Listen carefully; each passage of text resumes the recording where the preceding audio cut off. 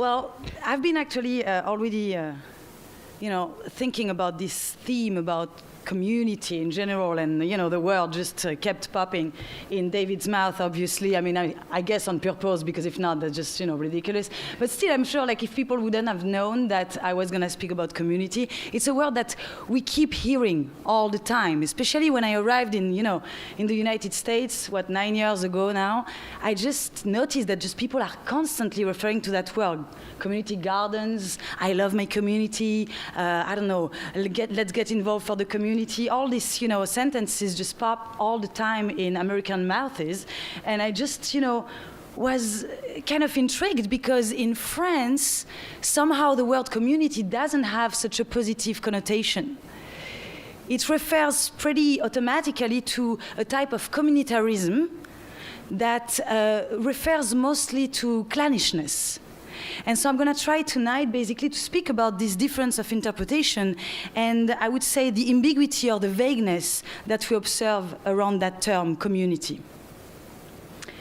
So it seems like we can all agree on the importance of community. We speak about it all the time, right? But not on its precise significance. We can all discuss the communities to which we belong, and yet we are unable to map out where they begin and where they end. In some definitions, communities are located, geographically located. In others, membership is more symbolic, through common experiences, for instance. And as these definitions sometimes conflict, in everyday discourses, the meaning of community is often contested. And also, I would say in academic discourse, which I've been, obviously doing a little bit research on, a clear definition of the word community just doesn't exist. It's very rare to find something precise about that. There is a vast literature, as you can imagine, on community associated with many disciplines: sociology, political thought, anthropology, media studies, history, sociology, etc. But despite, or perhaps because of the extensiveness of material on the community, there seems to be actually very little agreement on what community actually means. Most of the time it is used, I would say, in a positive way, as I told you earlier. For instance, when you say, when you're part of the gay community, or when you want to say something valuable or empowering about the gay community, you're going to say the gay community. But if you want to say something against them or stigmatizing, you're going to mostly say the gay people.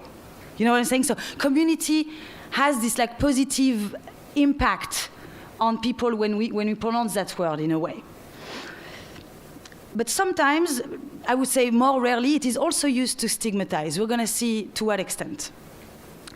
But again, about the vagueness, consider such specific use of the term, I don't know, African American community, Asian community, gay community, Muslim community, all these denominations, right?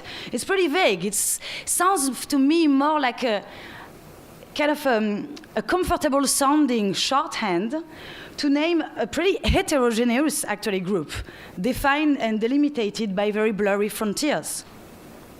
The idea, of course, is to suggest some harmonious collective sense of identification. That's why the term is so vast and vague. I understand that, to give it more importance.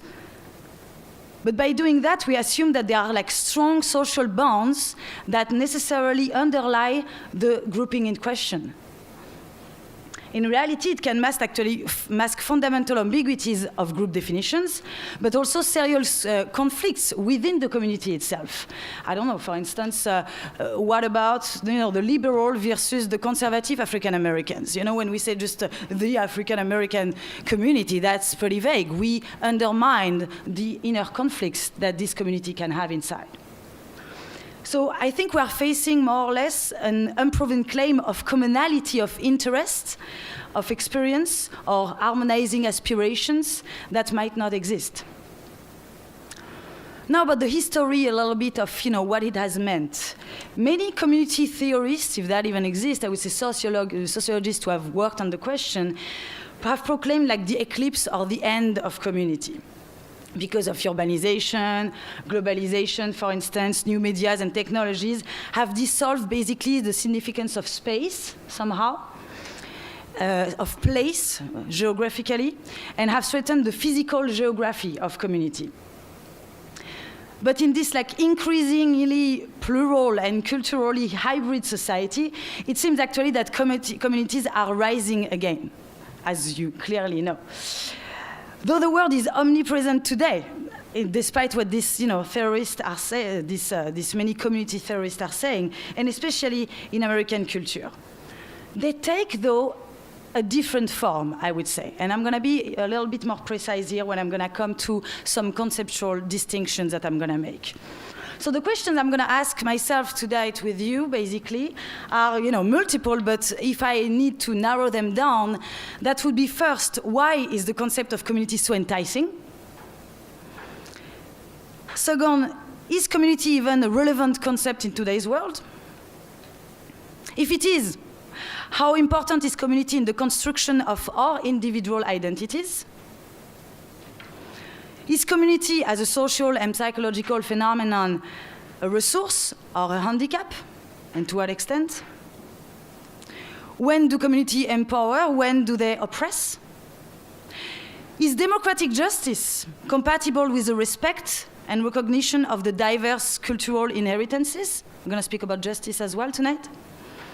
And can we establish a dialogue between communities without falling into conflicts of interest and into community confinement?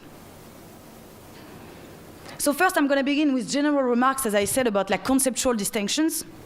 And then I'm going to get, to the risks or the pitfalls that we're facing with community identification or identities. So I would, in that aspect, in this second part, basically focus on two main levels or two main perspectives. First, the level of the state and the community, the relationship between the state on the one hand and the community. So the political level, basically. And also I'm going to speak about the risk in the relationship between the individual and the community, right? So more on the psychological level, basically. So that's what we're going to do tonight, in this order, hopefully. Let's see what happens. So first with conceptual distinction, just to make sure that we get some tools here to think together. If we really try to define community, basically we would end up having a definition like this is a social unit, a group of people who have something in common that gives them a collective identity. And these things in common give also a cohesiveness to the group that creates a certain type of solidarity. And these values that they share can be based either on religion, race, sexual orientation, common history, resources, needs, based also on social ties such as family, work, commitment to a cause, for instance. And all that creates what we call a sense of community or sense of belonging, what is also called, I think, a community spirit. So it has also an affective component, which is interesting in that regard, and we're going to get back to that later.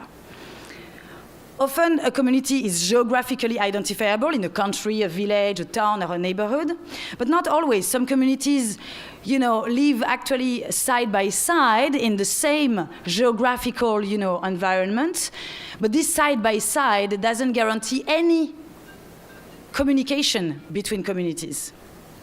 So for instance, I live in Bed-Stuy, and it's kind of incredible to see how the African-American community just coexists with, the Jewish community without even, looking at each other or recognize each other or just speaking with each other. Usually communities are small when they are based on personal social ties on a micro level. They can also take the form of large group affiliations on a macro level, such as national communities, international even communities, and certain large virtual communities today, obviously. But despite this large, vastness that they can have, community differs from society. So this is my first really conceptual distinction that I want to bring. And to make that distinction, I'm going to just mention one. I don't have anything to write, that's too bad, but I'm going to give you some references afterwards. One German sociologist called Tönnies, Ferdinand Tönnies, who wrote a very famous book in 1887 called Gemeinschaft und Gesellschaft, which means community and society, basically. And the difference, he points out, is that community is more basically, I would say, the traditional social structures that we used to have. It focuses on familiar social interaction. The group is pretty homogeneous. It aims at avoiding differences and conflicts within the group to bring likeness, basically for better cooperation. It's more like on the model, I would say, of a tribe or something like this, if that gives you more of an idea, where the community basically shapes the individual. The group here defines the individual, who doesn't have an existence as such, or at least not in the same way than the way, you know, that individual has in the modern concept of society. Society, by contrast, so Gesellschaft, is where individuals get together under a contract. So we're more on a political state level, so to say, on a national perspective, for instance. And the interactions between individuals are more, I would say, indirect, more impersonal, more abstract. The values are more formal, more, you know, the beliefs that are shared are more minimal, I would say. And that's the basis of our modern industrialized societies. So heterogeneity, not homogeneity anymore. Aggregation, large aggregation of distinct individuals together. Able to make supposedly individual decisions with really the strong idea of individual freedom here. So this society, this concept of society conveys a certain individualism that initially had to do with political autonomy, but can also take the form of the, you know, I would say, neo-narcissistic individualism that we know today. And I would say that this individualism, strangely enough, and I'll get back to that later, is not so much incompatible with communities. Actually, I think it's triggered by it. So very often we think that individuality and community are just two opposite, you know, obviously concepts. But here what I'm trying to show is that actually individuality or individualism as we understand it today is very much triggered by the way we live our feeling of community, okay? So now when we try to think about basically the risks we're facing with community identities or identification, I want to turn first, as I said, towards the relationship between the communities and the state, okay, between communities and democracy. So here maybe a little page of history. So basically we oppose two main currents about, you know, community or liberal democracy in general. First of all, you have the liberalists, right? So the liberalists would be basically, that's a type of mentality that inherited from the Enlightenment, for instance, where it has exactly like this the definition of society I just gave from Tony's. So heterogeneous people, the group is not specifically together, doesn't share, you know, family values or just a feeling of community just doesn't, you know, exist. We have to focus on an abstract individual. The individual is very formal here. So Rousseau, Kant, all these philosophers have been speaking about that during the Enlightenment. And that's how basically the French Revolution happened, with all these ideas in mind of equality in front of the law of all people without any distinction whatsoever. Okay? So you have this very strong political idea, right? So rights and duties of all citizens have to be on an equal footing, on a large scale. We need to assure equality for everyone before the law without any distinctions. So under the name of universalism, because that's basically the main value that liberalists are, you know, basically promoting here, they must align all citizens on the same model. And behind this supposed neutrality, right, everybody the same, okay, we are stating in the abstract that we all have the same rights and we ignore differences and ban them even from the public space. So against this, you're going to have another political movement that's going to appear, you know, pretty much, you know, during the 20th century, which is called the Communitarianist movement, okay?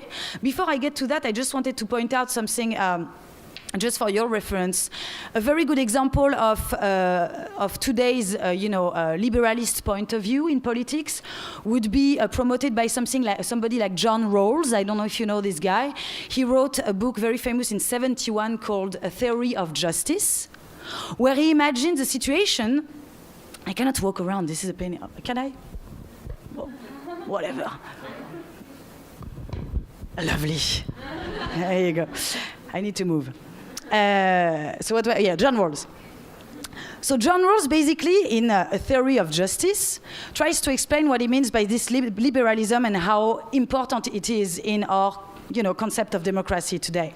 He speaks about this thought experiment where he imagines that in order to have a just society, we need to imagine a situation where people would come all around the table and just gather with a veil of ignorance, as he calls it, on top of their eyes. This veil of ignorance is a metaphor for a certain type of blindness, as you can imagine, but a good blindness in the sense that they come around this table to decide for all the common rules that are going to apply to all society, without knowing how old they are, what is their sex, what community they come from, what is their gender, what is their race, etc., etc. They come just without knowing all that in order to decide for the better rules. Why? Because since they don't know when they're going to take out this veil of ignorance, when they're going to go back in real society, right?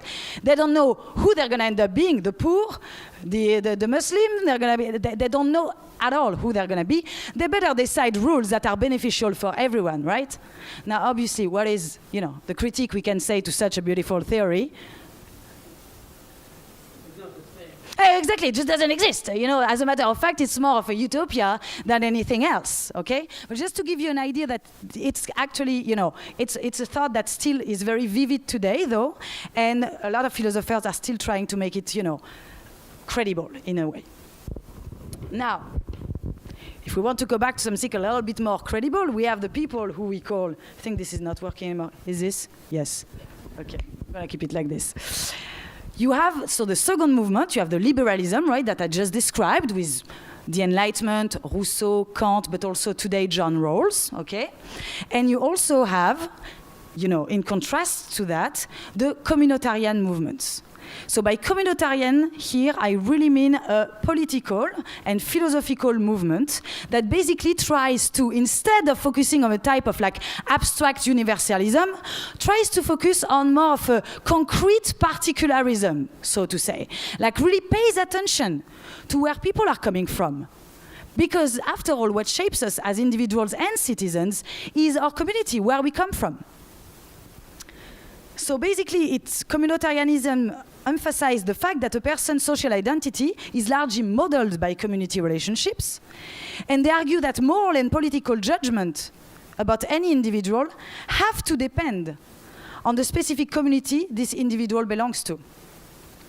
So it makes no sense, basically, for them to do politics by abstracting people from their communal identities, their local beliefs, practices, or values. So this movement fights the abstract universalism I just described and advocates for a sort of, again, particularism. The communitarians say that our supposed individual free choices are actually consequences of symbolic representations conveyed by the collective identity of the social group we actually live in, conveyed by the specific community we belong to. Okay, you get that? Pretty clear the difference? If you have any questions, by all means. Huh? Okay. So according to communitarians, we are not these disembodied autonomous, subjects anymore. We are not these formal subjects without any identity. And universalists are wrong when they refuse to consider and recognize the specificities of communities. By doing that, they promote this blindness I was talking about a second ago, that leads actually to assimilation by the dominant community. You know this argument very well, I'm sure.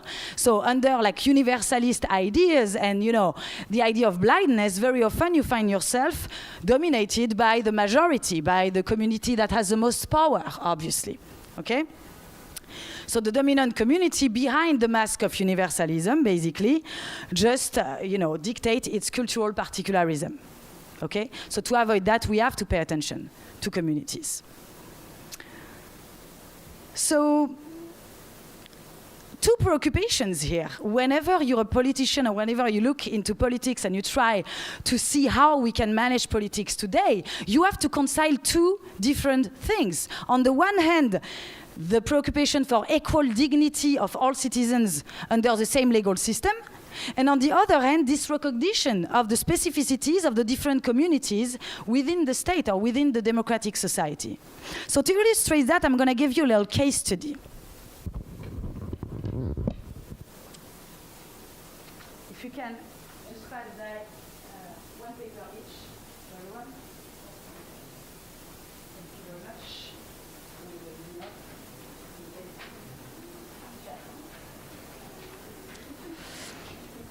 So the problem of community in popular justice movements has been especially evident in what we call the sentencing circle used by Aboriginal people in domestic violence cases in Canada. Very specific case I'm pointing out here, okay? Well, what is a sentencing circle? I'm just gonna let you know before you begin reading that, stop. Let's focus a second. We're gonna read it together. A sentencing circle is a community-directed process conducted in partnership with the federal criminal justice system to develop consensus on an appropriate sentencing plan that addresses the concerns of the victim and the culprits in order to reintegrate both in their community. You get that? That's the goal of a sentencing circle, okay? Now let's read together this. Maybe someone wants to read? I don't know. Christy over there. Come on. You got a paper or not? Some more paper? Everybody has a paper? But Christy's going to read it out loud. At least the 3 first paragraphs. I'm not going to go over. So it gives you an idea what's going on or what was going on based on an article called Sentencing Circles for Aboriginal Good Justice, interrogation point, by Kevin Libin in 2009. Go ahead. The sentencing is this on? Yeah, okay. The sentencing circle is about community building. It is about healing those affected by crime and those who committed it. It is repairing relations, making victims and perpetrators feel better with the outcome of a criminal incident. It is also, he admits, a rebuff of the retributive, let the punishment fit the crime philosophy that has guided Canadian justice since this country's founding. Bearing an uncomfortable similarity to a group hug for both victims and offenders, sentencing circles often clash with the most basic principles of Canadian criminal justice. Unlike in a courtroom, those intimidate with the accused participate in his judgment. Sorry. Those Judges intimidate with the accused participate in his judgment. Thank you. So the members of the community are here during the sentencing, okay? And part of it. Judges are encouraged to be creative in their sentencing, leading to dissimilar punishments for similar crimes, rarely in proportion to the offense. Offered inconsistently and almost exclusive to Aboriginals, they challenge the idea of equal treatment under law. This abundantly charitable approach will be tested when I'm going to butcher that. Thank you. Judge this coming week passes sentence on Christopher Puche, the Yellow Quill First Nation father who dropped his 2 baby girls outside one frigidly cold January 2008 night in the mere diapers and t-shirts, leaving them to freeze to death as he stumbled away drunk. But while Mr. Puche, am I saying that right, is convicted of negligence causing the death of 2 children, Canadians expecting a severe sentence are likely to be disappointed. Having convened a sentencing circle of Yellow Quill members for Mr. Puche earlier this month, which ruled that he will not be jailed, but he will be entrusted. Should not be jailed, but be entrusted to the guidance of the community where he committed his crimes. Judge Barry Morgan is not obliged to accommodate their advice, but it is almost guaranteed he will be heavily influenced by it. Stop. Let's stop right here. I want you to think for a little second about that and tell me what you think. Okay, given what I just said before about these 2 preoccupations any political concerned person should have about this, taking into consideration both the equal rights in a federal government, in a state, in a democratic society, the preoccupation for equality, and on the other hand, the recognition, acknowledgement of the existence of certain communities that have their specific rules. Think about it, discuss with your neighbors for 2-3 minutes. And then I get some of your questions and remarks, please. All right, guys. Do you come up with some remarks here for me? What do you think? Just for the people who would consider more like I would say, like a liberal perspective, that the Canadian laws based on equal treatment for all should be followed, raise your hand. I'm gonna first do a little hand very quickly. First, the people who are like lean more towards, I would say, a liberal perspective, right? So based on more like equal rights for everyone. And then I'm gonna do secondly, just a show and to give me an idea, the people who would lead on the like more the second perspective, more of a communitarian perspective, okay, with this sentencing circle thing. All right. So first, the more inclined to be liberal here, raise your hand. Okay.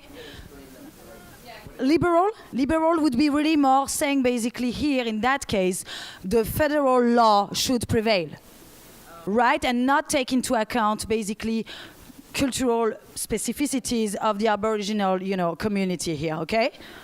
All right. So let's do that again then. Maybe I was not clear enough. Thank you. Okay. So liberals, raise your hand. Okay. And how about the ones who would say, well, no, we need to take into account this community thing as well and maybe try to reintegrate the people within their community, culprits included. Interesting. It's very shared. It's like, yeah, it's not 50-50, but we're not far away. And I think the article is actually aiming, obviously, implicitly, at saying that, there are some risks into taking into consideration, this like favoring a certain community. So that's why maybe some people are more reluctant to raise their hand, because the article is obviously not neutral here. But still, it's funny to see that I think there is a big debate here going on still. It is happening in our society. We still don't know exactly how to deal with that. Do you have some remarks to make about that? Yes, go ahead. I think for me, the lack of understanding the consequences or results of either one, not knowing what the consequences for reintegration or not knowing the consequences of either activity makes it difficult to decide. So once you know what the consequences are, an idea of a variety of consequences, then you can go, this one works. The consequences for who? Well, with the circle. Okay. There's obviously a consequence of integration. Oh, like what type of... So you don't want to say punishment because precisely they're not like in the punishment philosophy, but like what exactly? So you would need to compare basically what type of retribution to society or retribution to this community you should give, maybe. Understand that. It does give you a better understanding of what is applicable. Because you also, there's also the context of Aboriginals versus invaders. So you're bringing an invader's mentality to what's working possibly 4,000, 2,000, 5,000 years. Who just say that your larger culture works because you're an invader versus someone you have been trying to control. So the consequences have those two different variables you don't have any information on. Yeah, on the one hand, you could have like a kind of an imperialist attitude, from the Canadian government saying, no, those are the rules, and obviously rules that have been promoted by a very European type of mindset also, the Enlightenment and all that. So that would be also very imposing in a way. But at the same time, given like the gravity of the fact here, and sometimes you speak also about like violence against women, for instance. So also, it's funny because we react differently if the crime touches us more or less also. Where there is also an affective component here, but I don't care about baby. No, I'm kidding. This is a bad joke. I'm so sorry. But just we react differently. But yeah, it's definitely, we would need to know what would be the consequences. It so happens that very often there is a recidive, and actually some recidive that is very often, observed, and that it seems to not be working as well as the communities themselves thought it would. It so happens. So I left you the whole article here. You can, look it up and maybe find some more information about that. But it's really a very difficult question. So basically, what I just want to emphasize on right now is that refusing, you know, the standard equality promoted by the Canadian government and like adopting specific rules, laws based on a different jurisprudence altogether, jurisprudence being like the past, you know, basically the other sentencing that has been done in the past that are used as reference to judge the present situation. All that opts for a type of differentialism.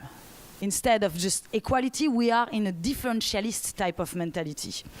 So it raises very similar debates. I mean, obviously the debate about certain services and institutions like school or associations that are refusing mixity. That also exists, creating services like especially for a certain community, for instance. That's a similar question here, similar debate.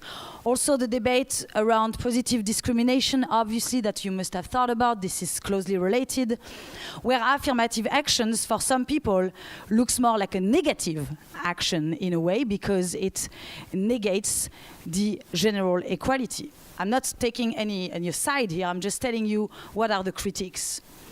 So the community in that sense could be understood as an enclave against government, and community members can play like a double on the double standards, basically. Because on the one hand, very often what we observe is that the community members may decry attempts, you know, by outsiders to enter their world, as you mentioned, but yet also in turn invoke the jurisdiction of the courts to protect themselves whenever it's convenient for them. So you can't have your cake and eat it too here. So it's also, you know, the problem at hand.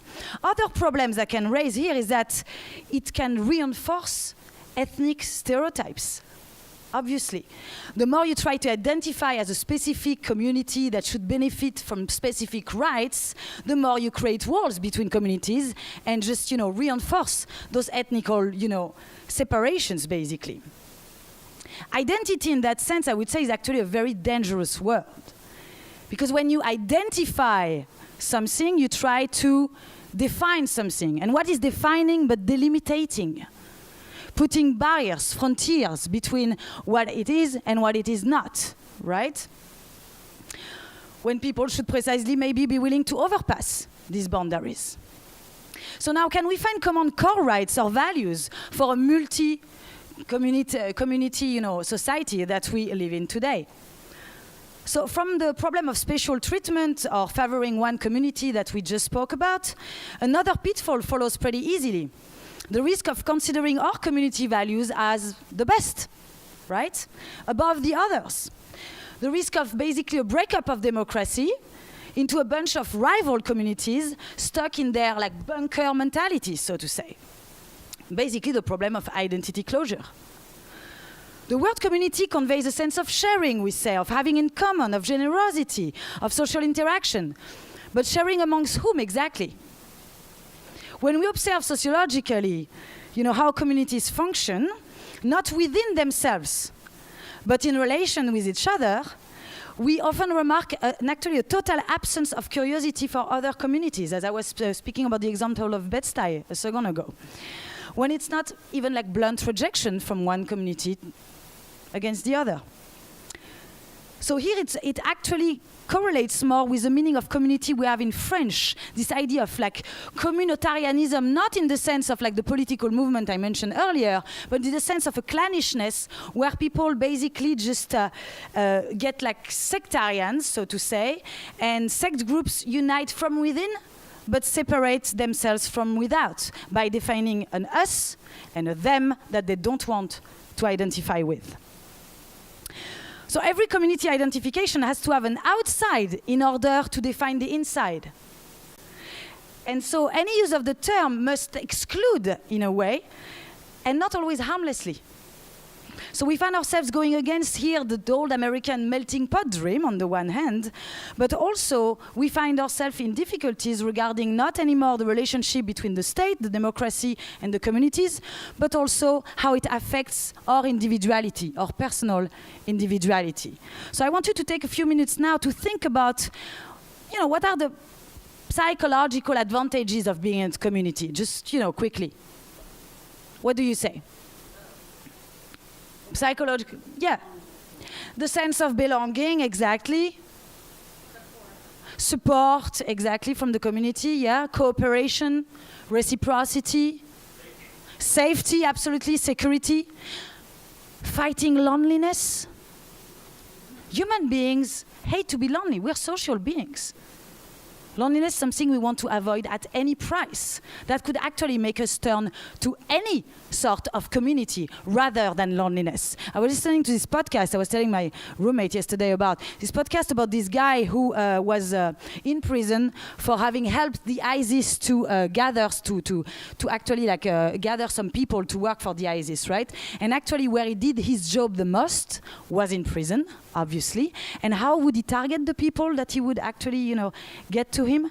By looking at who looked the more lonely, lost, without the support, without the reciprocity, without the help, the security that community conveys. Okay? So there is substantial evidence that young adults who feel a sense of belonging in a community develop fewer psychiatric disorders than those who don't have a feeling of belonging, but it depends on which community you actually end up belonging to. Okay? So, but without considering this extreme case I just brought up, the individual is, in a sense, as I said, a social being. The members of my community inform me, they give me a form. It shapes me, it sculpts me the way I am. And here what we can really say in general is like to elaborate one's identity, any identity, your identities, guys, is you have to identify with a group. It's not like your identity just doesn't come out of nowhere, ex nihilo. You are waiting for a type of recognition or validation that comes from the group. So community is something that arises out of our need to locate ourselves in the social world, and it emerges from our need to both belong but also to be different. So that takes me to this that I made the remark earlier on. Today we speak about hyper-individualism all the time, but we also speak about the rise of communities. How are those two things compatible? Well, the way of understand how intertwined they are, individualism, extreme individualism on the one hand that we observe today, and rise of communities that we also observe today, we have to think of communities in a way that make us notice what new form they took. Communities give the individual the identity he longs for, I just said that, not only to build cooperation or to feel protected or to escape loneliness, but also to assert my individuality. So paradoxically, the individual is looking for a community out of individualism, is what I'm trying to say here. Alors, that obviously applies to chosen communities, not the communities that you belong to passively, obviously here. So communities today look more like big individuals, so to say, than they look like a community in the first sense that I mentioned with Tony's, like the tribe, because now it's not the community as it used to be, like kind of in tribal type of society, traditional society, but it's more like the competition of different communities in the plural this time, okay, that have difficulties to communicate with each other, but are also very narcissistic, so to say. Very individualistic, again, like big individuals that we just like merge into, okay? So communities in that perspective seem to have become more instrumental for the individual that uses it to create his own identity, and not anymore as like a group authority that we passively submit ourselves on, which was like the first definition that I mentioned about the traditional tribes mentioned by Tony's. So now, we say that community precedes the individual, and that statement is at the same time descriptive or chronological, right? It precedes, I am born within a community that already exists. But also it has a normative aspect. By normative, I mean that community has a moral ascendancy upon me. It dictates me some moral codes that I need to conform myself to. So that leads me to my second question for you guys. In what way can we say that communities can be oppressive? Can you take just two little minutes, because I think I have to hurry, to discuss about that and point out maybe some risks that the community feeling has onto the individual? Go ahead. Psychologically this time, again. All right, guys, since I unfortunately don't have much time. I could go on that topic, but what do you come up with? What type of violence can be exerted by the community onto the individual?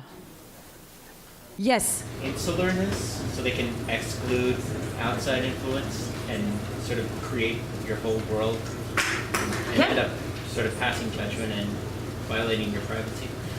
Violating your privacy, I didn't think about that. They shape our desire, for sure. The way we think, the way we value things. There is a coercion that is definitely exerted by them onto us. What else? Yes? We talked about conformity and how if you differ from the group, it can actually place restrictions on you.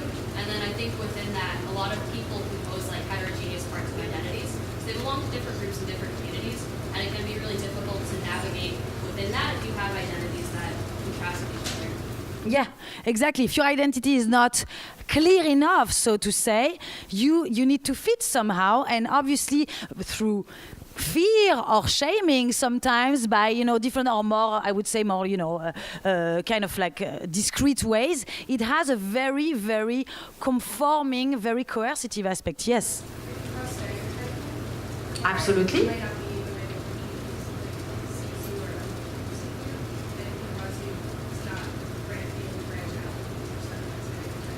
Yeah, absolutely. What else? Yes? Excommunication from the group. So Yes. you build your whole community or your whole identity is made up of your community, and then you differ from the group and are excommunicated. Your sense of self. And here we can actually speak also about like how other communities we don't belong to also exert a certain type of oppression on us. Obviously, that's the most obvious case. Marginalization operated by other communities, stigmatizing the communities they don't want to identify with. Okay. Now, an interesting remark can be made about that, though, in the sense that stigmatization can be actually recycled. If you know what I mean, for instance, gay people, for instance, by using and transforming homophobic representation of them, made by people who are trying to stigmatize them, build actually a certain pride for their community. Like gay individuals basically gather under the stigma that they are labeled under and can protest for a gay pride precisely based on the stigmatization they were first victims of, you see? So sometimes actually the marginalization operated by outside communities can be recycled. It makes me think of, the Impressionist, because we're going to speak about art. The Impressionist initially was actually a pejoratively connotated word. It was just, there was some journalist going to see paintings of Monet, and so it was like, what is this Impressionism? And they were like, fine, you know what? We're going to adopt that name and make it ours. You know what I'm saying? So by basically, I would say, reprocessing, the ideological construction of stigma, you can actually manage to reappropriate yourself a community. Now, what type of other violence? This time, maybe violence, not so much, I would say, from the community onto the individual, but more from the individual against the other communities it doesn't belong to. First of all, you're right, it can be just because he doesn't feel accepted by them. So out of, he feels on the defensive, we can feel on the defensive when other communities are aggressive or non-accepting, too exclusive, right? Or we can, fight against other communities that we don't want to belong to be, or that we don't want to be associated with, out of pride, precisely. So that's also a risk in a way. In order to promote the image we want to give of ourselves, we need to contrast others. We need this contrasting others. And in stating who you are, you first want again to state who you are not. And the affective aspect of the community spirit here that I spoke earlier about entails also a cognitive bias in that sense. Because communities feed our self-esteem, they can lead to a collective form of narcissism that I was speaking about a little earlier. When people say, I love my community, maybe it's a declaration of self-love. It's I love the people who look like me, the people who mirror me. So to conclude here, I just wanted to say that community is a selectively invoked, free-floating signifier, warmly persuasive most of the time, but too elusive. It doesn't have really a referent. you know? More than a descriptive concept, it's actually more of a normative concept that kind of like shapes our behavior, and a performative one. It acts upon us to be labeled as such community. So communities are not simply pre-existing groups we belong to. They are the results of changing social representations that shape and reshape constantly the categories of the society we live in. And these social representations are normative structure that legitimize certain understandings, beliefs, and practices while they discredit others. So communities are where individuals learn to develop and maintain roots that connect us intimately with others, and yet through these connections, they also develop segregation and exclusion sometimes. They bolster psychological security and empower social, historical, political recognition, but they also make us neglect, if not ban categorically, communication with other communities and the necessity for any democracy to find common grounds on which we must agree if we want to remain a democracy.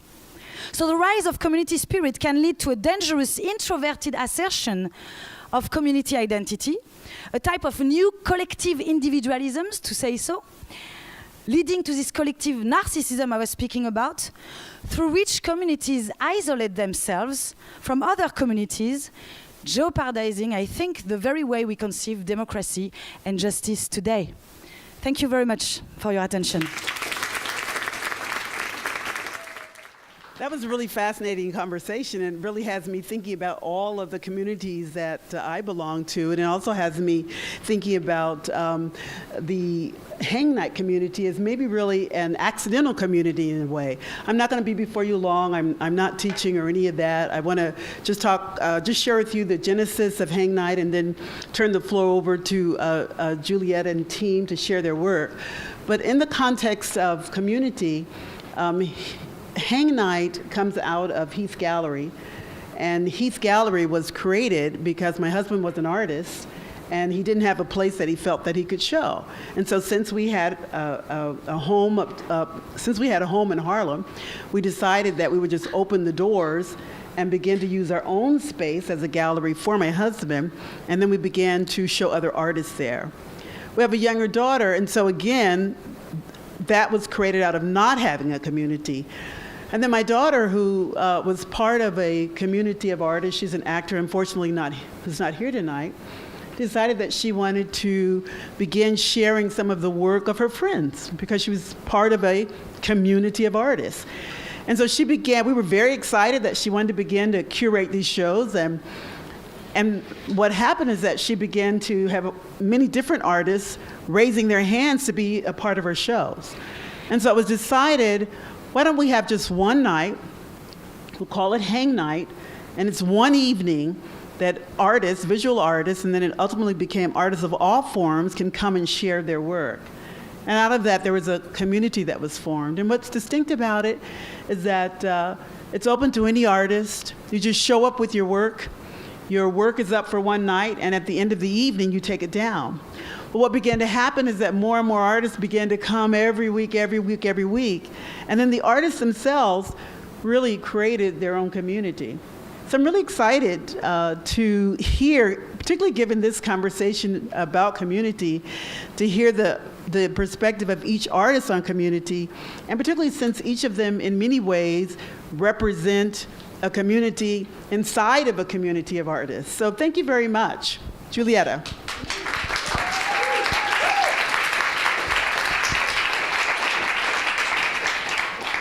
Thank you, Mrs. Heath, and thank you, Rihanna. That was great.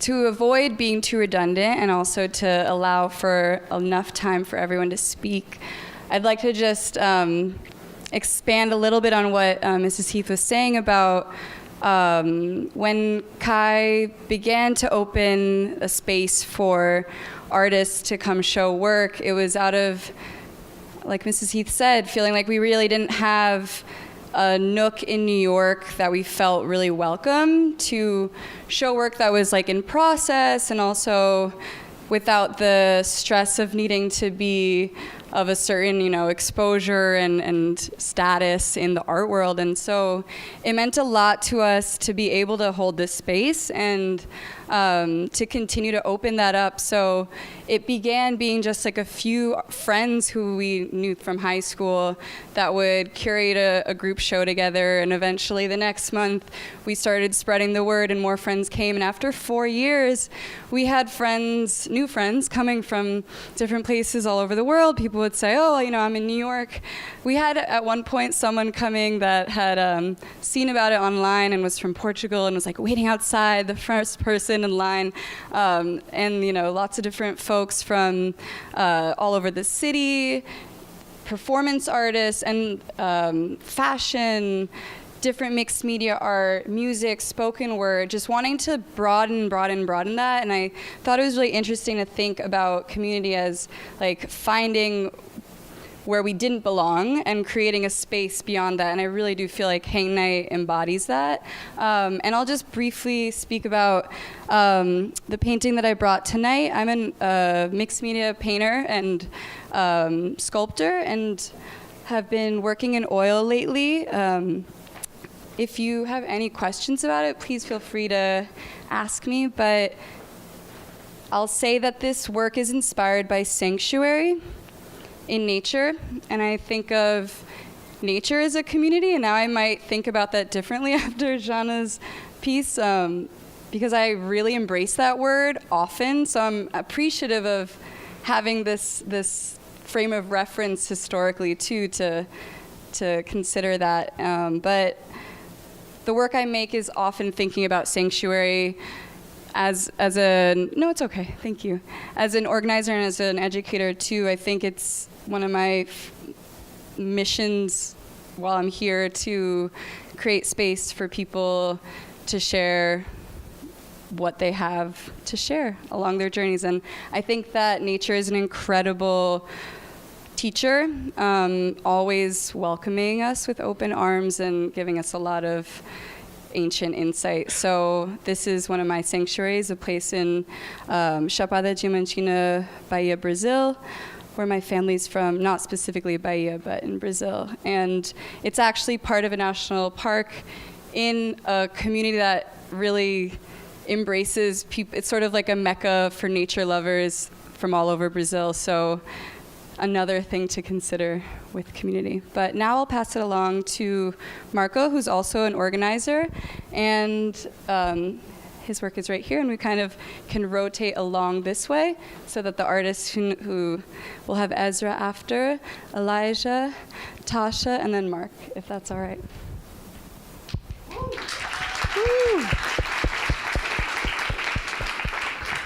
Hi, wow, there are a lot of people here. Yeah, just in terms of community, I definitely have thought in the past few years since graduating college, Hang Night and the Heath Gallery has been a huge part of my life, and really opened their doors for me when I had no space to show my work. I think as artists, so often we make a ton of work and ton of content, and it's kind of just like kept to ourselves or to our friends. We don't always have an audience. And what's so cool about Hang Night and Heath Gallery is it's kind of unique to the art world because it is in the art world, but it's a very inclusive environment. And anyone can be a part of it.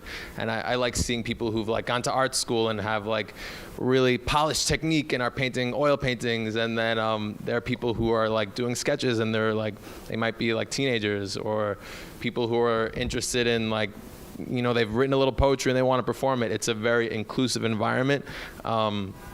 And it's cool. It's one night. So it's just like you hang all over the walls. Anyway, I could go on and on about that. But this piece is part of a larger body of work that I've been making over the past few years that was inspired by a manic episode that I had. And after it, I went through a very dark phase, and I reflected upon it through creating this visual language. And so when I thought about mania, I thought of it as something thrilling in the evening, but then leaves kind of a bad taste in your mouth come morning. And I thought of like neon lights and kind of neon signs and vice. And so I came up with this color palette. And then something that also was a big part of the experience was this kind of Midas complex that I felt, where everything that I touched felt like, this is like a metaphor, but it felt like it turned to solid gold. Because when you're in that state, you feel euphoric and prophetic, and that everything has value. Like, I found like a dried up cricket on the street when I was in college, and I thought it had magical powers, and I was trying to give it to this guy, and I was really serious about it, and he just thought I was crazy. And that's kind of what it's like when you're in that state. And so I was also obsessed with celebrity. I thought I was a pop star, and I was singing a lot of karaoke. I'm not joking. And so I was obsessed with like celebrity, and so at one point I photographed my friend because I was like, you look like Rihanna, and we recreated an album cover, and she was like posing and all this whole thing. But something that I did really like was Rihanna is a muse of mine in my work, and I like her hands, and I think they're really beautiful. They're really like long, and she has these nails, and they're very powerful, and she has this beautiful tattoo. And so I took all these images of Rihanna's hands and zoomed in on them, and then created this kind of collage of her hands. And so this is like, and so this is kind of like a continuation of that like manic narrative that I made kind of more recently. So yeah, this is called Rihanna's Hands, and so this is like house paint, Sharpie marker, tinfoil painted gold with 4 layers of gold paint, and I've made a lot of work kind of with, I've used just these materials pretty much for the past 3 years. So, but I'm trying to phase out of that like phase, because I've told that story. But yeah, thank you guys for coming. Thank ThinkOlio, Strand, and of course Heath Gallery. So thanks. Who's next? Ezra. Ezra is next. Thanks. I'm Ezra Bennis. I'm going to walk over here. My works are in the back over here. It's a felt banner that says, "An army of the sick can't be defeated." And next to it are some postcard artworks, which you're all welcome to take. But I just want to preface, I'll introduce myself again. I'm Ezra Bennis. I'm a painter, sculptor, and performance artist. And my work revolves around disability and disease, and thinking about how that actually plays out in day-to-day life, but also within larger communities. And so when we were thinking tonight, when we were all thinking together about what community means, a lot came up for me, and it really drives my work, both artistically and professionally. So right now I work at the Brooklyn Museum in access programs and adult learning, and what led me to even get to that place was really thinking about, well, where is my place within the art community? And so similar to what you were saying was like, you know, we exist in the art world, but then there are always these microcosms, but the disability arts community is really, I would say, it's not represented within the normative arts world. And so that's been a driving force for myself to create community through art, to find other disabled artists and think about what that even means. Is there a disability aesthetic? What does it mean to be a disabled artist or to identify as disabled within the arts? So that's just some preface. But this specific work came out of thinking hard on that phrase, "An army of the sick can't be defeated." And I was at a performance lecture by an artist, Greg Bordowitz, and he is an artist who has AIDS and other diseases, and his work revolves around that too. And also he came up with a lot of work that reflected that. So part of what I do is I really link my work. So I think about disability also and disability community as linking to histories of resistance. And so thinking about what artists who have AIDS and who were part of that time period when art was actually another driving force for change, I was thinking, how is disability also now, how do we use our community and our voices through our artistic practice to actually foster more discourse and change and representation? So that happened, and then I don't know, a few weeks later, I was in Times Square visiting another friend, artist of mine, Amy Kazbin, who is an Iranian-American artist, and she was hosting a banner-making workshop in Times Square on May Day. So again, thinking about like, how do we link ourselves, not only like I am specifically disabled and Jewish and a man and white, and how do all those things also link me to other communities? So that's really what I'm thinking about with this. And the postcard artwork, you can't see it from back there, so when you get close, you'll see it's a bunch of images of my hand in different positions. Actually, it's cramping as part of just daily life, living in a disabled body. And I created those with my brother, and we're basically starting to work on a larger body of work that borrows that phrase and uses it to create new modes of aesthetics through disability. So yeah, any questions are welcome. I'm really happy to be here. Strand is really awesome. Thank you so much for having us. Heath Gallery, thank you. And thank you, Rihanna, and everyone who came. We're all part of the community to think about how we can move forward and create real change that's both for equality and equity. Thank you.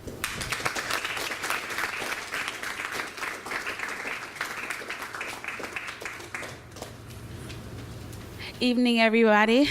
Okay, so my name is Tasha Dujay. I am a mixed media artist. I am new to the art scene, and Heath Gallery was one of those places that affirmed an innate ability that I did not know about prior to. This piece right here is titled Invisible, and so it's interesting that we're talking about community, because while we were having discussion, I'm feeling that, you know, we are all a part of multiple communities, and some of those communities we can transition in and out of, right? And some of them we are just going to be assigned to regardless of whether we want to be in them or not. So when I had the idea to do this exhibition, this piece, initially when you see it's white on white, 9 pieces of viewfinders in a white cubby.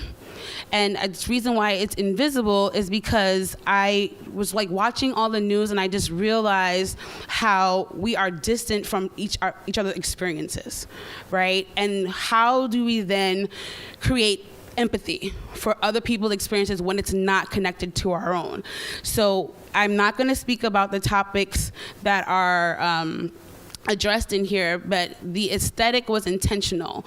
And I also wanted to use something that was nostalgic, right? For some of us who are familiar with viewfinders, like, ooh, it's a nice little toy, yay!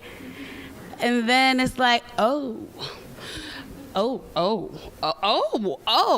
it's a myriad of things, and I also wanted it to be personal, because a lot of times when we experience art, we have influences from other people at the same times, and so it's like, how then do we have an authentic experience with the work that we can then take and then sit on ourselves? So with these pieces, some of them are at the places where the last person saw them, because I also wanted it to illustrate that when you come into someone's life, you don't know at what point you're entering in and when you're exiting out, and how much of that life are we going to be complicit with, take in, or remove ourselves from. So there's just a myriad of things that go on with that. But this one is my particular collection because I ended up making my own community through this piece.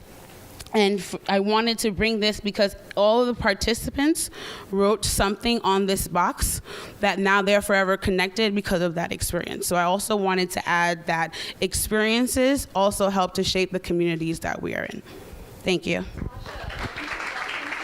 Yeah. You are more than welcome to touch the work. I am an interactive, I pride myself on having interaction with the work, so please feel free to look at the work, comment on the work, and if you have any questions, be more than welcome to come to me. Thank you.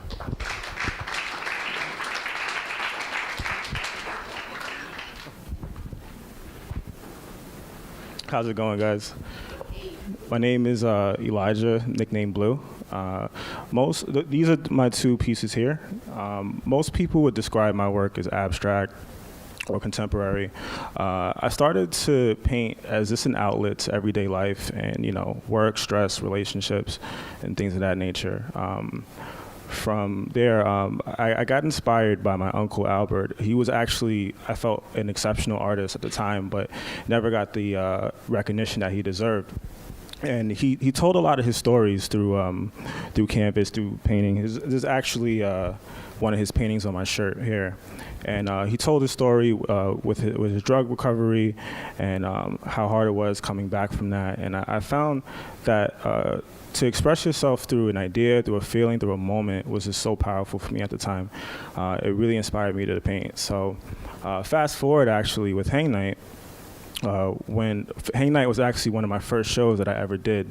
And me coming in, I was very, timid. I was very nervous at the time. I remember the day, and seeing all these exceptional artists, I'm like, I don't really belong here. But fast forward to see all the love, the genuineness of that night, I'd never forget. And then you even go further to be, I was featured in Huffington Post at the time, was featured in the Queens Museum, and definitely would want to give my gratitude to Hang Night and Strand for having me. So here's my work here. Feel free to contact me or, talk to me after the show if needed. But yeah, thank you. Appreciate it, guys.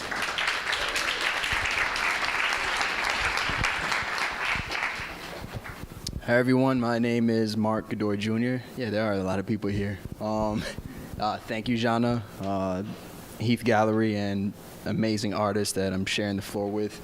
I was trying to think, there's a lot of, the work community came up so much tonight.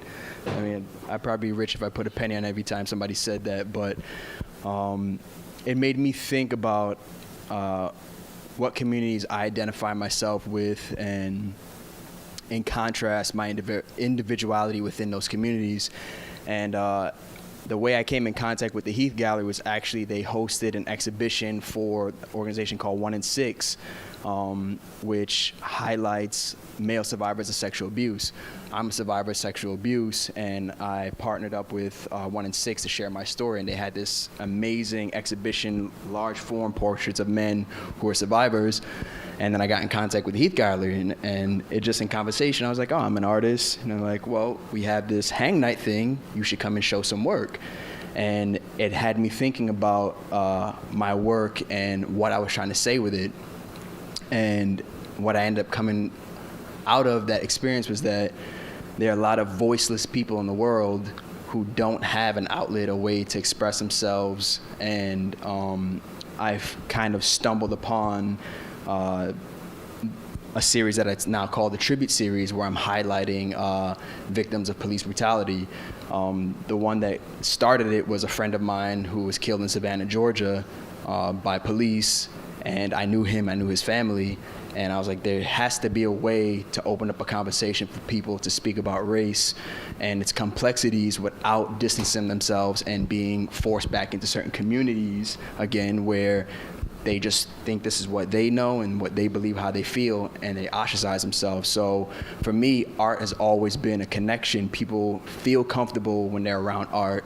They can express different ideas, interpret it in different ways, and neither of those are necessarily wrong. And art has that way of kind of bringing some sort of fluidity in communication between people. So that's how the Tribute Series started. So it started with my friend Matthew Ajibade, who was killed by police. He was 22 years old in Savannah, Georgia. And then it started into Khalif Browder, Tamir Rice, Trayvon Martin. I started Walter Scott. Recently, Botham Jean, who was killed by an off-duty police officer in Dallas, Texas. And the series, unfortunately for me, is going to continue until the conversation around systems of oppression and police brutality as it relates to people of color in this country becomes something that we can have, where there can be a conversation about justice and what that looks like. And when I was looking at this, I also work with an organization called Groundswell, where they create murals all across New York City, and their motto is community, social activism, and art. And one of their groundstones is, when we work with the youth, is a form of restorative justice, where in this country, our justice is punitive. People go into prison systems, the recidivism rate is so high because we don't rehabilitate people and allow them to come back and feel human and feel like they belong in a community, in a space. They're ostracized from that, and they're taken away from their sense of identity, and they don't know where they belong when they come out. So for me, this whole evening keeps bringing me back to a form of restorative justice, and that art, and particularly my subjects, I wanted people to empathize with these people. They had families, they were brothers, sisters, mothers, and if we can see that sense of, it's not really a community thing, it's a human thing, that this is a person, that they died probably unnecessarily, and if we can see that, then we can probably start to have these conversations that kind of start to bring justice in a restorative way. So if you please feel free to come and talk to me about the work. Again, thank you to all the artists that are displaying. Like, this is a wonderful opportunity. Thank you to Strand and Rihanna, and have a good night, everyone.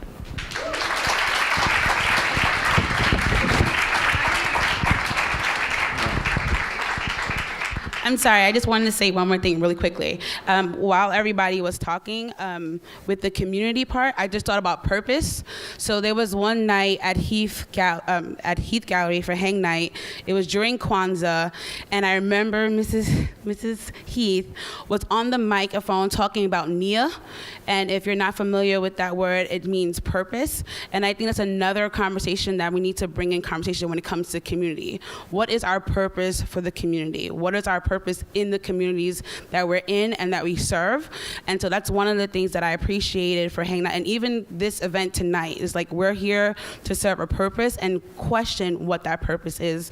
And we're doing it through art, but how else are we doing it as individuals? So I just wanted to offer that. And lastly, right before we break out to mingle and get to know each other more, I just wanted to mention that if you want to stay looped in with Heath Gallery, please check us out at Heath Gallery on Instagram, heathgallerynewyork.com. Thank you so much, David, for collaborating. I was like looking for you for collaborating. This has been like something we've been dreaming about for a long time. I'm really grateful to all the artists who trusted the vision and everyone that trusted and came out on a Friday night. You're amazing. Thank you, Heath Gallery. Thank you. Have fun. And thank you, Rihanna.